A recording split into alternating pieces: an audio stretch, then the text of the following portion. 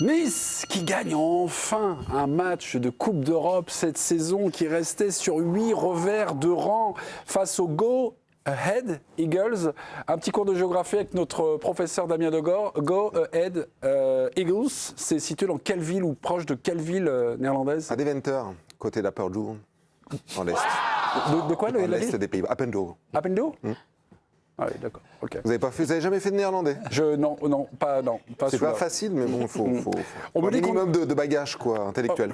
J'avais l'impression que c'était un dessert avec de la cannelle, mais enfin non, c'est une ville néerlandaise. Virginie, vous avez évidemment les images à nous proposer. Un événement, 3-1 pour Nice. Écoutez, les Aiglons ont pressé d'entrer et ça a payé. Voilà, ils récupèrent la balle sur une relance ratée. Louché passe en retrait pour Vanout et c'est dedans.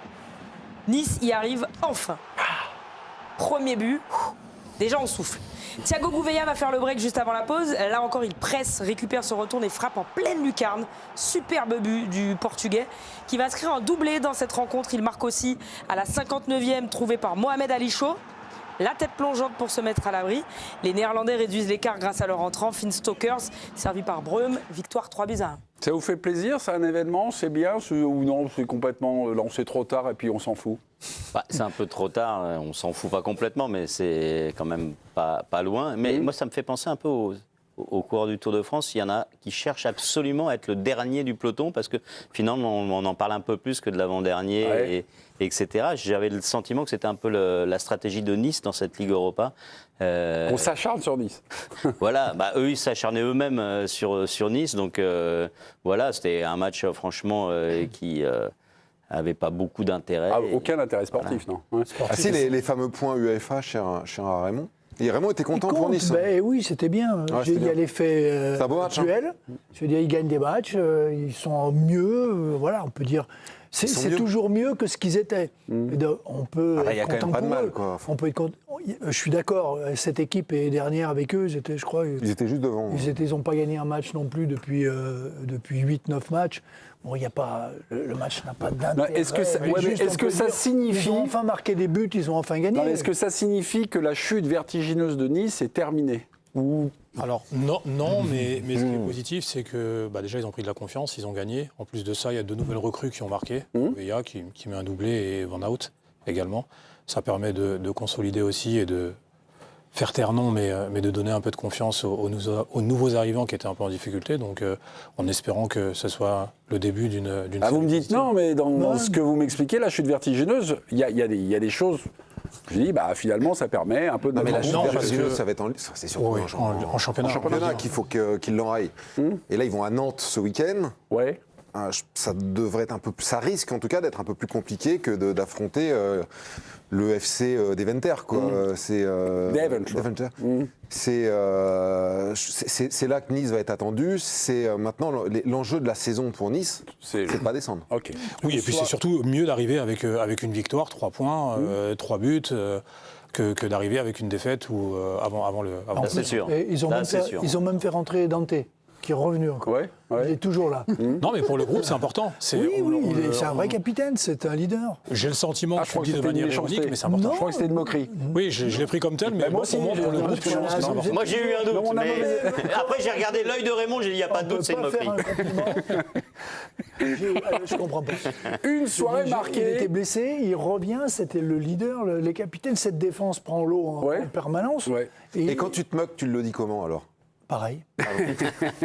Une Après, soirée ça vous fait la marquée, différence. mes amis, par un public clairsemé. Ils étaient 13 000 spectateurs au total, en incluant les abonnés, plus les 1750 supporters du camp d'en face de l'équipe de Damien Degor, les Néerlandais. Mais les supporters de Nice ont quand même réussi à se faire remarquer en faisant exploser le cordon de sécurité pour se ruer sur les supporters adverses. Heureusement, des vitres entourant le parquage visiteur n'a pas pu permettre de créer une échauffourée physique. Voilà, ils se sont heurtés. J'attends de voir comment Monsieur River va justifier cette attitude. Écoutez, je sais pas, mais il a l'habitude de torer. Young Boys de Berne, Olympique Lyonnais, un succès 1-0 généralement. Je passe la main à Virginie pour les images. Mais là, vous n'aurez pas d'images puisque ce match n'a pas pu être diffusé en France en raison du sponsor maillot de l'équipe suisse. C'est une marque de crypto-monnaie dont la publicité est interdite en France. On n'a pas le droit de faire de la publicité pour ce genre d'activité depuis 2016. Et ça, c'est le code de la la consommation qui l'interdit. Voilà, on a appris des choses. Eh ben, on va se faire de la télé à l'ancienne. Vous savez, quand on écoutait les matchs à la radio, et là, c'est Régis Dupont. Régis, bonsoir, vous êtes l'envoyé spécial de l'équipe ? Je l'ai vu. Bonsoir, je confirme, je suis l'envoyé spécial de l'équipe. Eh oui, Régis, vous pouvez faire comme les glorieux anciens, nous magnifier une action, nous parler du but de Maitland Nice en disant que la frappe traverse le terrain. Enfin, vous pouvez nous raconter ce qu'on n'a pas vu le match. Alors en fait, cette action, c'est surtout Pavel Schulk au départ qui fait une belle différence, qui entre dans la surface, qui centre. C'est mal repoussé par la défense suisse. Et finalement, Maitland Niles qui surprend un défenseur suisse qui manque un peu de promptitude, on va dire, comme disaient les anciens pour le coup, et qui récupère le ballon, qui prend tout son temps pour assurer son intérieur du gauche de l'autre côté du but. Donc vraiment, beaucoup de maîtrise sur ce coup d'Hensley Maitland Niles. On sait que c'est pas vraiment sa première qualité, la maîtrise dans la surface adverse. Et là, il a marqué son 2e but de la saison, ce qui est déjà pour lui un très haut ratio. Qu'est-ce que vous retenez ? Il y a une action, quelque chose qui vous avez retenu dans cette rencontre où elle est vouée à l'amnésie ? Non, pas à l'amnésie, parce que quand même gagner en Coupe d'Europe sur un terrain synthétique, faut le rappeler. Lille avait perdu sur cette pelouse cette saison en Ligue Europa. Gagner ici avec une équipe quand même très très diminuée. Il y a déjà 4 absents parce qu'ils sont pas qualifiés, notamment évidemment Hendrik. Il y avait des blessés, dont Ramner Vinicius, et il y avait Tolisso qui était sur le banc au coup d'envoi, qui était préservé. Et il y a Tagliafico qui s'est blessé à la cheville droite en cours de première mi-temps et qui est sorti à la mi-temps. Ce qui a fait que finalement il a fallu remasteriser toute la défense puisqu'il n'y avait pas de latéral gauche disponible sur la feuille de match pour l'OL. Donc du coup, Clinton Mata, qui était défenseur central, est devenu latéral droit. Hensley Maitland Niles, qui était latéral droit, est devenu latéral gauche. Et Tanner Tessman, qui était milieu défensif, est passé en défense centrale. Et c'est Aurel Mangala qui est entré à la pause. Donc c'est quand même une équipe de Lyon très diminuée, qui avait très peu d'arguments offensifs, qui s'est imposée ici. Et c'est un match qui a ressemblé beaucoup à ce qu'on pouvait voir en début de saison avec l'OL, c'est-à-dire un début de match très maîtrisé, une première heure très maîtrisée, face à une équipe quand même faible. C'est pas les Young Boys Bern, c'est pas ce qu'on pouvait voir la saison passée en Ligue Europa, c'est quand même le calibre en dessous. Mais pendant une bonne heure, ça a été très solide. Et puis, les Young Boys ont fait entrer beaucoup d'attaquants, ont mis la pression. Et sur son banc, Paulo Fonseca avait pas forcément beaucoup d'arguments pour atténuer ce nouveau rapport de force. Alors, même s'il a fait entrer Tolisso à la 77e, les dernières minutes ont été plus difficiles pour l'OL. L'OL a même encaissé un but qui a été refusé par le VAR à la 60e. Mais globalement, c'est une victoire méritée pour l'OL qui a fini le match avec 3 jeunes du centre de formation sur le terrain et qui avait commencé le match avec un joueur du centre. Donc 4 joueurs du centre de formation ont disputé cette rencontre. Merci, vous êtes un sacré diesel. Ça a du mal à démarrer, mais quand vous êtes lancé, là, la double glotte se met en marche, la Régis, vous êtes inarrêtable. Vous étiez en train de parler, on vous écoutait, mais Samir voulait prendre la gonfle. Samir qui a pourquoi ? Parce qu'il y a un de vos jeunes qui a joué. Je tenais à signaler la bonne entrée de Rémi Imbert, qui est rentré sur le poste d'attaquant. Qui est rentré une quinzaine de minutes et qui a apporté vraiment des choses et qui a fait une entrée vraiment intéressante et qui a montré que dans cette saison, surtout sur les matchs de Coupe d'Europe où certains ne sont pas qualifiés pour apporter à l'effectif. Un peu de lobbying à la télévision française ne fait jamais de mal. Rémi Imbert, Régis, il a fait un bon match ou c'est un jeune qui débute quoi. Ouais, il a fait une bonne entrée. C'est vrai, bonne entrée, intéressante, parce qu'il y a beaucoup de jeunes, notamment au niveau offensif à Lyon, qui peinent à s'intégrer. On pense à Molébé, on pense à Gomez Rodriguez, par exemple, qui étaient plutôt attendus dans cette zone et qui finalement mettent du temps à s'épanouir. Là, Rémi Imbert, on lui donne 15 minutes et il a été bon. Et vraiment, il a fait une bonne entrée. Il a posé des problèmes à une défense qui était un peu lourde et qui n'arrivait pas à se défaire de lui. Donc, non, il a fait une bonne entrée. Malheureusement pour lui, on peut penser que les prochaines semaines, il y aura moins de temps de jeu puisque à partir des 8e de finale, Hendrik sera qualifié, notamment. Donc, il y aura moins de place. Mais vu ce qu'a fait Karabekh ce soir, par exemple, qui n'a pas encore été très bon ce soir, il y aura malgré tout peut-être des petites opportunités pour Imbert dans cette deuxième partie de saison. En tout cas, il a fait un quart d'heure qui doit donner des arguments à Paulo Fonseca pour le faire jouer de temps en temps dans les 6 mois qui viennent. Voilà, Régis Dupont, c'est notre Rémi Imbert-Amour. On lui donne 5 minutes et il prend du temps de jeu à chaque réponse. On vous embrasse, Régis. Merci beaucoup de ce compte rendu. En tout cas, ça nous a rappelé nos jeunes années lorsque les matchs, ou tous les matchs, n'étaient pas diffusés. On va du côté de l'Espagne. Le Celta Vigo s'impose contre Lille 2-1, j'allais dire 1-0, 2-1. Comment expliquez-vous cette dégringolade? Parce qu'en 2026, c'est 4 matchs et 4 défaites dans les gencives de l'équipe de Bruno Genesio. Mais d'abord, les images, vous allez voir, ça commence très rapidement, Virginie. Très rapidement, 40 secondes de jeu et le LOSC encaisse déjà. Grosse boulette d'Alexandro qui va mettre le ballon directement dans les pieds du capitaine adverse. Il remet à Swedberg qui n'a plus qu'à conclure. 29e, le match peut prendre un tournant. Les Lillois sont menés, mais ils se retrouvent en supériorité numérique après que Sotelo soit expulsé pour ce tacle. Sauf qu'ils ne vont pas en profiter et le Celta va appuyer. Deuxième but des Espagnols à la 69e, la tête de Starfelt sur corner pour le break. Olivier Giroud sauve l'honneur quand même. La reprise sans contrôle déviée avant de franchir la ligne. Mais défaite de Lille ce soir. Il a parlé au coup de sifflet final, Olivier Giroud. Ouais. Ce premier but d'entrée, on s'était fait punir en début de match contre Lyon. On s'est dit les choses, mais on commet les mêmes erreurs. Ce deuxième but me fait enrager. Il nous tue. On a manqué de justesse dans les 30 derniers mètres. Comment expliquez-vous cette dégringolade en 2026 du LOSC? Vous avez une explication, un petit truc ou non? C'était pas prévu, ça arrive, c'est des mauvaises passes. Oh, c'est des mauvaises passes. Mais je trouve qu'il y a dans ce club-là, il y a un climat d'énervement, d'excitation, de désorganisation. Je veux dire, on voit l'équipe, tout ce qui se passe autour avec le président. Je pense que ça rejaillit un petit peu sur l'équipe. Tout le monde est fébrile. Quand on voit ce premier but, c'est une aberration. Ouais, Alessandro, dans l'axe. Et il en a fait d'autres, les défenseurs en ont fait d'autres.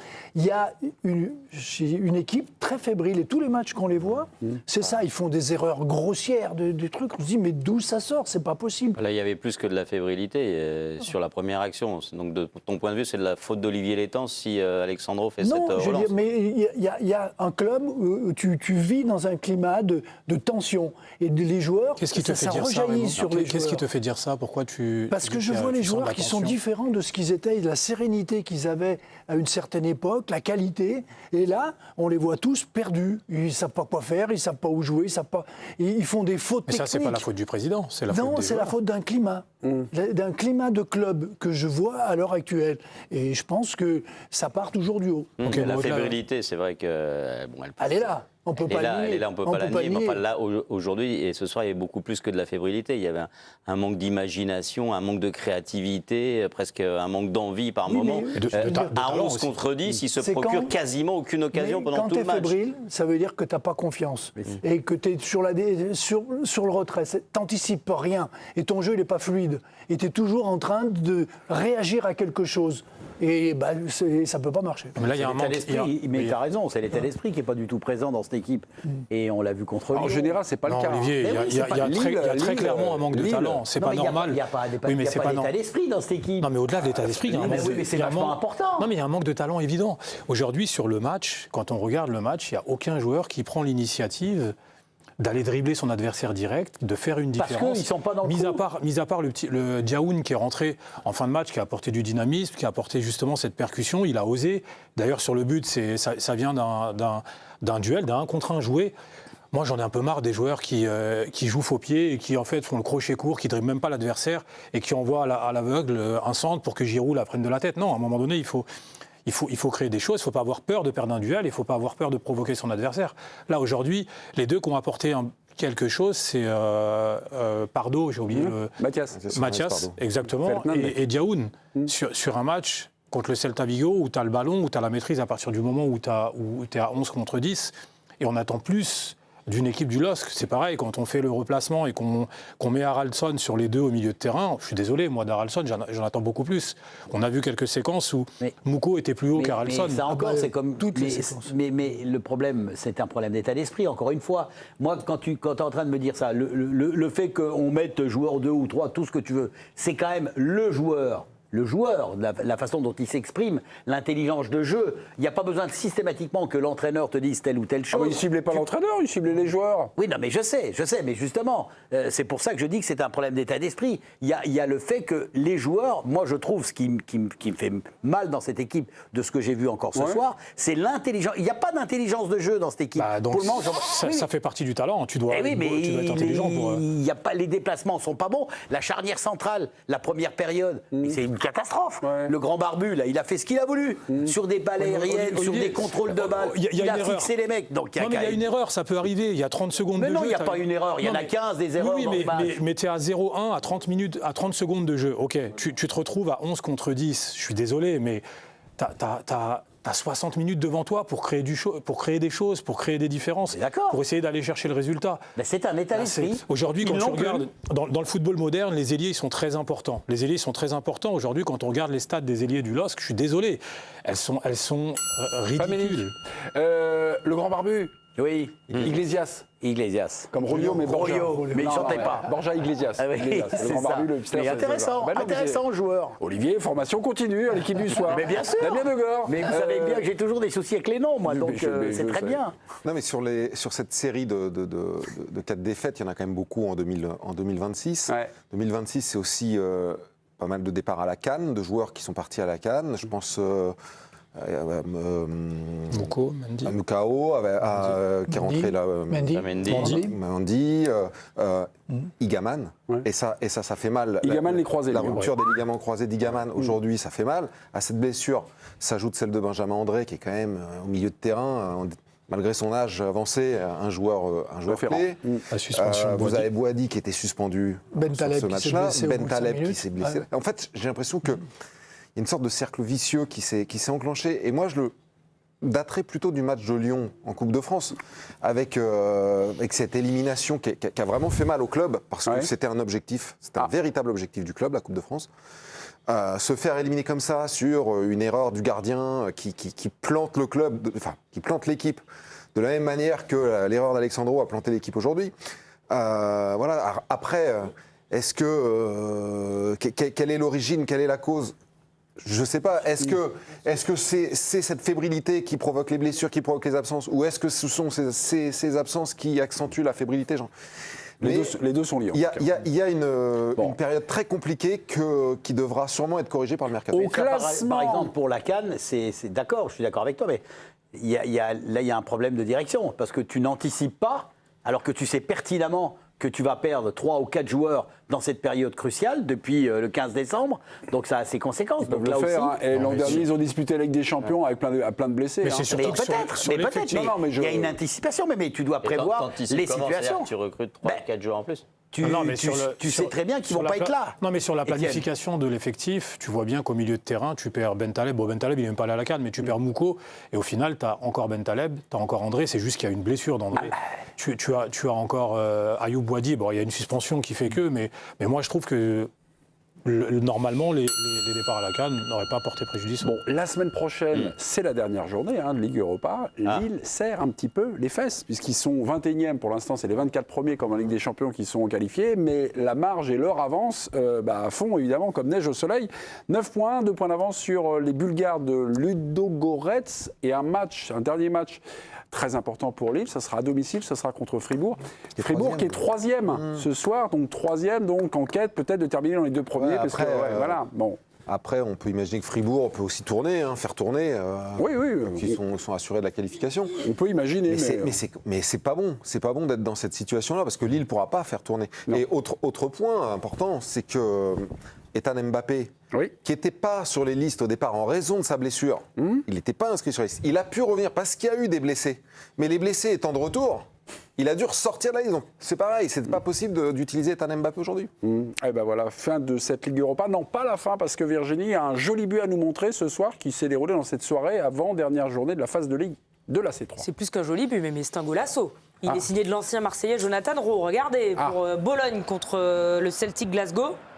Le contrôle, il va se l'emmener, se remettre un petit peu vers l'axe.